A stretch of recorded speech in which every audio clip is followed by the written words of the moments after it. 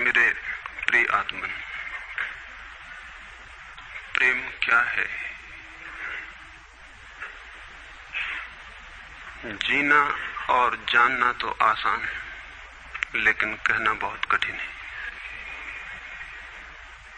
जैसे कोई मछली से पूछे कि सागर क्या है,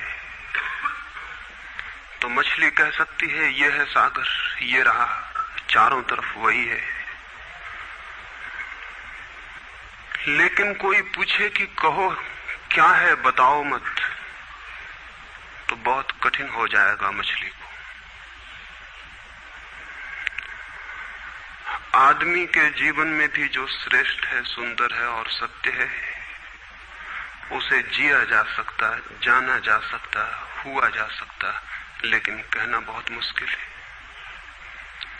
और दुर्घटना और दुर्भाग्य यह है कि जिसमें जिया जाना चाहिए, जिसमें हुआ जाना चाहिए, उसके संबंध में मनुष्य जाति 5-6 हजार वर्ष से केवल बातें कर रही है।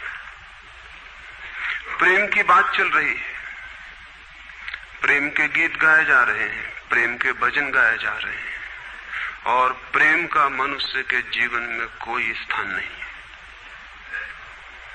अगर आदमी के भीतर खोजने जाएं तो प्रेम से ज्यादा असत्य शब्द दूसरा नहीं मिलेगा। और जिन लोगों ने प्रेम को असत्य सिद्ध कर दिया है और जिन्होंने प्रेम की समस्त धाराओं को अवरुद्ध कर दिया है, और बड़ा दुर्भाग्य यह है कि लोग समझते हैं वे ही प्रेम के जन्मदाता भी हैं।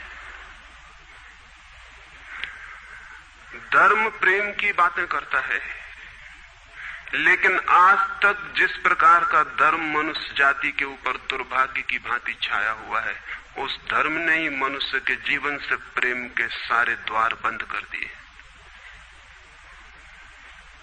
और न इस संबंध में पूरब और पश्चिम में कोई फर्क है, न हिंदुस्तान में और न अमेरिका में कोई फर्क है। मनुष्य के जीवन में प्रेम की धारा प्रकट ही नहीं हो पाई, और नहीं हो पाई तो हम दोष देते हैं कि मनुष्य ही बुरा है, इसलिए नहीं प्रकट हो पाई। हम दोष देते हैं कि ये मन ही जहर है, इसलिए प्रकट नहीं हो पाई। मन जहर नहीं है, और जो लोग मन को जहर कहते रहे, उन्होंने ही प्रेम को जहरीला कर दिया, प्रेम को प्रकट नहीं होने दिया। मन जहर हो कैसे सकता है? इस जगत में कुछ भी जहर नहीं है। परमात्मा के सारे उपक्रम में कुछ भी विष नहीं है, सब अमृत है। लेकिन आदमी ने सारे अमृत को जहर कर लिया है, और इस जहर करने में शिक्षक, साधु संत और तथाकथित धार्मिक लोगों का सबसे ज्यादा हाथ है। इस बात को थोड़ा समझ लेना जरूरी है, क्योंकि अगर ये बात दिखाई न पड़े तो मनुष्य के जीवन में कभी भी प्रेम भविष्य में भी नहीं हो सकेगा। क्योंकि जिन कारणों से प्रेम नहीं पैदा हो सका है, उन्हीं कारणों को हम प्रेम प्रकट करने के आधार और कारण बना रहे हैं। हालतें ऐसी हैं कि गलत सिद्धांतों को अगर हजारों वर्ष तक दोहराया जाए तो फिर हम ये भूल ही जाते हैं कि सिद्धांत गलत हैं, और दिखाई पड़ने लगता है कि आदमी गलत है, क्योंकि उन सिद्धांतों को पूरा नहीं कर पा रहा है। मैंने सुना है एक सम्राट के महल के नीचे से एक पंखा बेचने वाला गुजरता था और जोर से चिल्ला रहा था कि अनूठे और अद्भुत पंखे मैंने निर्मित किए हैं। ऐसे पंखे कभी भी नहीं बनाए गए, ये पंखे कभी देखे भी नहीं गए हैं। सम्राट ने खिड़की से झांक के देखा कि कौन है जो अनूठे पंखे ले आया। सम्राट के पास सब तरह के पंखे थे, दुनिया के कोने कोने में जो मिल सकते थे। और नीचे देखा, गलियारे में खड़ा हुआ एक आदमी, साधारण 2-2 पैसे के पंखे होंगे, और चिल्ला रहा है कि अनूठे, अद्वितीय। उस आदमी को ऊपर बुलाया और पूछा कि इन पंखों में क्या खूबी है, दाम क्या है इन पंखों के? उस पंखे वाले ने कहा कि महाराज, दाम ज्यादा नहीं है, पंखे को देखते हुए दाम बहुत कम है, सिर्फ 100 रुपए का पंखा है। सम्राट ने कहा 100 रुपए? ये 2 पैसे का पंखा जो बाजार में जगह जगह मिलता है, 100 रुपए दाम, क्या है इसकी खूबी? उस आदमी ने कहा खूबी ये पंखा 100 वर्ष चलता है, 100 वर्ष के लिए गारंटी है, 100 वर्ष से कम में खराब नहीं होता है। सम्राट ने कहा इसको देख के तो ऐसा लगता है कि सप्ताह भी चल जाए, पूरा तो मुश्किल है। धोखा देने की कोशिश कर रहे हो, सरासर बेईमानी, और वो भी सम्राट के सामने। उस आदमी ने कहा आप मुझे भली भांति जानते हैं, इसी गलिहारे में रोज पंखे बेचता हूं, 100 रुपए दाम है इसके, और अगर 100 वर्ष न चले तो जिम्मेदार मैं हूं, रोज तो नीचे मौजूद होता हूं, और फिर आप सम्राट हैं, आपको धोखा देके जाऊंगा कहां। वो पंखा खरीद लिया गया। सम्राट को विश्वास तो न था, लेकिन आश्चर्य भी था कि यह आदमी सरासर झूठ बोल रहा है, किस बल पर बोल रहा है। पंखा 100 रुपए में खरीद लिया गया और उससे कहा कि 7वें दिन तुम उपस्थित हो जाना। 2-4 दिन में ही पंखे की डंडी बाहर निकल गई, 7वें दिन तो वो बिल्कुल मुर्दा हो गए। लेकिन सम्राट ने सोचा कि शायद पंखे वाला आएगा नहीं, लेकिन ठीक समय पर 7वें दिन वो पंखे वाला हाजिर हो गया। उसने कहा कहो महाराज। उन्होंने कहा कहना नहीं, ये पंखा पड़ा हुआ है टूटा हुआ, ये 7 दिन में ये गति हो गई, तुम कहते 100 वर्ष चलेगा। पागल हो या धोखेबाज क्या हो। उस आदमी ने कहा कि मालूम होता है आपको पंखा जलना नहीं आता है, पंखा तो 100 वर्ष चलता ही, पंखा तो गारंटीड है, आप पंखा जलते कैसे थे। सम्राट ने कहा और भी सुनो, अब मुझे ये भी सीखना पड़ेगा कि पंखा कैसे किया जाता है। उस आदमी ने कहा कृपा करके बताइए कि इस पंखे की गति 7 दिन में ऐसी कैसे बना दी आपने, किस भांति पंखा किया। सम्राट ने पंखा उठा के करके दिखाया कि इस भांति मैंने पंखा किया। उस आदमी ने कहा समझ गया भूल, इस तरह पंखा नहीं किया जाता। सम्राट ने कहा और क्या रास्ता है पंखा जलने का। उस आदमी ने कहा पंखा पकड़िए सामने और सिर को हिलाइए, पंखा 100 वर्ष चलेगा, आप समाप्त हो जाएंगे लेकिन पंखा बचेगा। पंखा गलत नहीं है, आपके जलने का ढंग गलत है। यह आदमी पैदा हुआ है 5-6 हजार या 10,000 वर्ष की संस्कृति का, यह आदमी फल है, लेकिन संस्कृति गलत नहीं है, यह आदमी गलत है।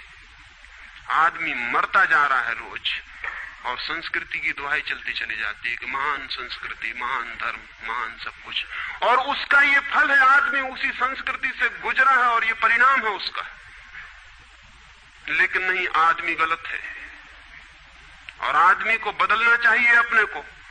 और कोई कहने की हिम्मत नहीं उठाता कि कहीं ऐसा तो नहीं है कि 10,000 वर्षों में जो संस्कृति और धर्म आदमी को प्रेम से नहीं भर पाए, वो संस्कृति और धर्म गलत हो। और अगर 10,000 वर्षों में आदमी प्रेम से नहीं भर पाया, तो आगे कोई संभावना है इसी धर्म और इसी संस्कृति के आधार पर कि आदमी कभी प्रेम से भर जाए। 10,000 वर्षों में जो नहीं हो पाया, वो आगे भी 10,000 वर्षों में होने वाला नहीं है, क्योंकि आदमी यही है, कल भी यही होगा। आदमी हमेशा से यही है और हमेशा यही होगा। और संस्कृति और धर्म जिनके हम नारे दिए चले जाते हैं, संतों और महात्माओं की जिनकी दुहाइयां दिए चले जाते हैं, सोचने के लिए हम तैयार नहीं कि कहीं हमारा बुनियादी चिंतन की दिशा ही तो गलत नहीं है। मैं कहना चाहता हूं कि वो गलत है, और गलत सबूत है ये आदमी। और क्या सबूत होता है? एक बीज को हम बोएं और फल जहरीले और कड़वे हों, तो क्या सब सिद्ध होता है? सिद्ध होता है कि वो बीज जहरीला और कड़वा रहा होगा। हालांकि बीज में पता लगाना मुश्किल है कि उससे जो फल पैदा होंगे वो कड़वे पैदा होंगे। बीज में कुछ खोजबीन नहीं की जा सकती। बीज को तोड़ो फोड़ो, कोई पता नहीं चल सकता कि इससे जो फल पैदा होंगे वो कड़वे होंगे। बीज को वो 100 वर्ष लग जाएंगे, वृक्ष होगा, बड़ा होगा, आकाश में फैलेगा, तब फल आएंगे और तब पता चलेगा कि वे कड़वे। 10,000 वर्ष में संस्कृति और धर्म के जो बीज बोए गए हैं, ये आदमी उसका फल है और ये कड़वा है और घृणा से भरा हुआ है।